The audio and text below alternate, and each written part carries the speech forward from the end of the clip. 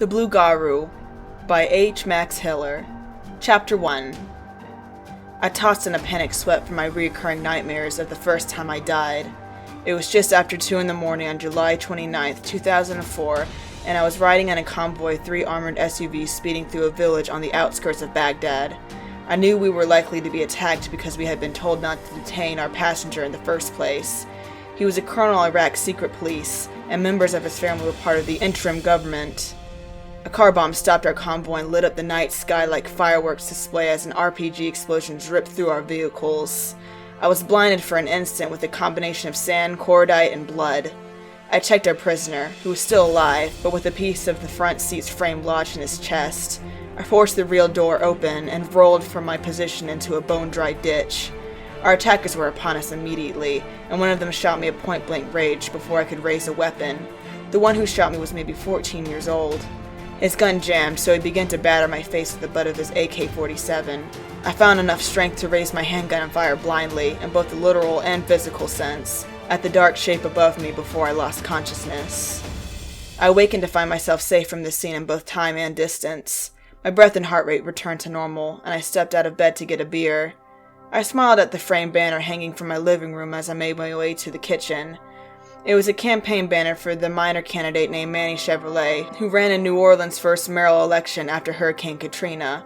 He campaigned as a troubled man for troubled times. I adopted this for my own mantra the first time I saw it. My name is Cooter E. Holland, and I am a troubled cop for a troubled city. My father named me after his hometown in the Boot Heel of Missouri. 6 consecutive generations of the Holland family had lived on a farm bordering the Mississippi River east of Cooter, with a long tradition of the young sons leaving home to find work elsewhere. Ralph Holland, the youngest of 5 sons, was a member of the New Orleans Police Department for 30 years, working his way up to chief of the detective division. He had also published a series of popular crime novels by the time I had graduated from military prep school he had sent me to after one too many underage incidents in the French Quarter. I followed the family tradition by choosing a military career, which meant being apart from the city of my birth for half of my lifetime before returning to a hometown that was as battered as I was. My involvement in these endeavors ended with me being pulled from the brink of death in the ambush of my recurring nightmares.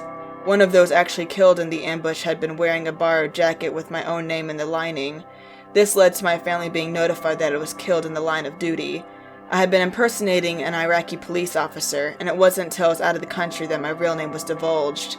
Hurricane Katrina brought fresh tragedy to my parents and sister, who were still reeling from reports of my death. My father disappeared without a trace while volunteering to assist with the search and rescue operations following the collapse of the city's flood walls. I was still in the hospital when I promised my kid sister that I would return to New Orleans and look for my father. As it turned out, there was a critical law enforcement situation in New Orleans in the first months after the storm. After a third of New Orleans' police force had resigned or had been fired, the National Guard soldiers had been temporarily deployed to help out. NOPD was in no position to train new officers, so I was encouraged to apply to the State Highway Patrol. My classified work history complicated the process, but I was hired, trained, and deployed to New Orleans in an arrangement my father's former NOPD partner, William Avery, made with the troop commander. Avery had replaced my father as the chief of detectives, and I was assigned to fill one of the detective vacancies the storm had created. The arrangement fell apart almost immediately. Chief Avery and I did not share the same priorities. His focus was on the present, and mine was squarely on the past, specifically finding answers to my father's disappearance. I was stonewalled and sent down blind alleys by people I had every reason to believe should have been as concerned about my father's disappearance as I was. I wound up causing so many scenes that Avery had no choice but to make me a reserve detective and relegate me to clearing the backlog of arrest warrants and handling the minor criminal investigations that were taxing his department. I had spent the entire previous week camped out in an abandoned house to monitor one of the other homes in the lower 9th Ward which sat untouched since Katrina's floodwaters had devastated the neighborhood. I called the Fugitive Task Force earlier that Friday morning to serve its arrest warrant when I verified the identity of the squatter, who was a drug dealer wanted on homicide charges. The stakeout had begun to remind me of a similar observation mission I had done as a military sniper and intelligence operative. The combination of those memories and the sound of thunder from the passing storm had likely brought on my nightmare. Waking from the memories of the ambush meant it was time to face a fresh nightmare of my father's birthday party later that evening. I returned to New Orleans with a friend named Antonio Vento. Chef Tony, as he now calls himself, made me a partner in Creole, Italian bistro in the French Quarter. Tony paid cash for a vacant building on Decatur Street near the old Mint building. We set aside the third floor for spacious loft apartments with a view of the Mississippi River for each of us. The first floor of the building was laid out for the kitchen, bar, and high-ceiling dining room.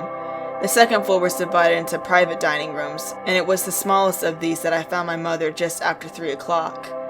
"Is the staff following your orders?" I gave her a peck on the cheek. My mother was taller than me in her heels and was impeccably dressed in a pale champagne channel skirt and jacket with a matching silk blouse. Her flawless makeup and improbable mane of luscious brown hair made her look much younger than 68 years of age.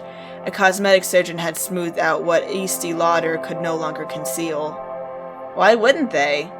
She came around the table and looked at my clothes and then at my face, her frown growing by the minute. "Tell me that you're not going to wear these clothes or that beard for your father's birthday party." I was not about to defend peering before her in jeans and a Jazz Fest t-shirt, nor was I going to suggest that my father was unlikely to attend his party, mention her annual party for a man she was divorcing at the time of his disappearance was a private topic of discussion among her guests, or that some of them might find the celebration on September 11th to be in poor taste. Of course not, Mother. I just came by to say hello. I made a strategic withdrawal and returned to my apartment to shower again, and also shaved the week's growth of facial hair I'd sprouted on the stakeout. I dug deep in my closet for the white Armani diner jacket and black slacks I wear only for this party each year.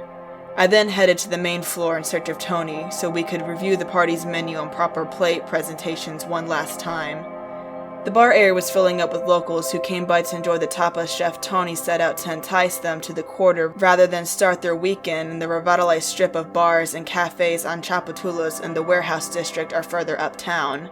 The rain that began the night before had thinned to a drizzle, and the breeze coming through the open French doors carried the faint stench of decay from the gutters filled with rainwater that had rinsed the rooftops and exteriors of the centuries-old buildings of the quarter.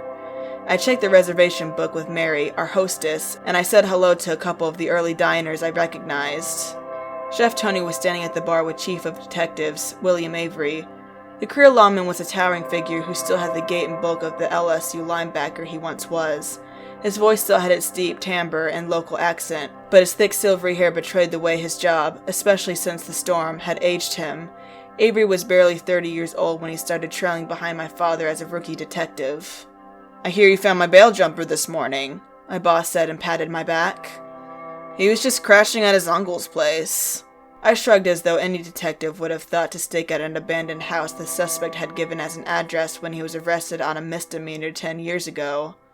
"Well, good work." He complimented me and then turned his attention to the frosty mug of beer in his hand and leaned slightly towards Tony.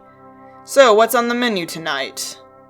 "Don't worry, whatever it is, it will taste good covered in hot sauce." Avery thought about this for a moment before bursting into laughter. I couldn't help laughing as well, and Tony gave us a wide grin. Our laughter was cut short after the sound of police cruisers and an ambulance racing past the double doors open to Decatur Street. Most of the regulars merely waited for the noise to stop and resumed their conversations, having long ago lost their sensitivity to and curiosity about police sirens. Avery's cell phone buzzed about the same time as the ambulance passed. He glanced at the text message and broke into a wide grin. I had never seen him this happy, and I raised an eyebrow in query. "Yes, indeed. Someone just killed Biggie Charles Lindley at Hard Rock Cafe." "I'll go with you. Tony, don't tell my mother or sister where we went." I poured our beers into plastic cups before following Avery out the door and heading towards Canal Street. My mother would not appreciate our being late to the party or regaling the table with our gory stories from the crime scene, but neither of us saw any reason to hurry to see the city's latest dead guy. He wasn't going anywhere. Hey guys, thanks for listening. If you like what you heard and would like to hear more, please click the like and subscribe button. Links to buy the book are down in the description, as are the links to my Twitter, Facebook, and Patreon. My audio reading book promotions are free for any published writers, so if you have a book you want me to read the first chapter from, just shoot me an email with your first chapter, book cover, links to purchase your book, and a brief description to ebonyclock@yahoo.com. See you next time on Ebony Clock Promotions.